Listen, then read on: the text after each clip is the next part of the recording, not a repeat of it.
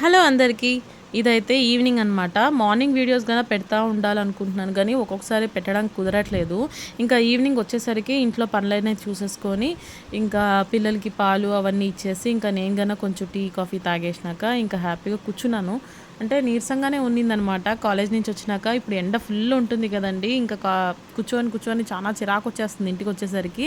ఇంకా వీడైతే ఇలా ఆడుకుంటా ఉన్నారు పిల్లలు. ఇంకొకడేమో టీవీ చూస్తున్నారు. ఇంకా వీళ్ళిద్దరిని గన మెయింటైన్ చేసుకుంటూ చదువుకోవాలా. ఎందుకంటే వాళ్ళు గన మార్నింగ్ నుంచి 2:00 దాకా వాళ్ళు కొంచెం క్లాసెస్ వెళ్తారనమాట బేసిక్స్ నేర్చుకోవడానికి. ఇంకా నాకైతే బోలెడంతుంది రాసేకి. ఇక్కడ వేలు చూపిస్తున్నాను కదా! చూసారా? రాసి ఎట్లా అయిపోయిందో.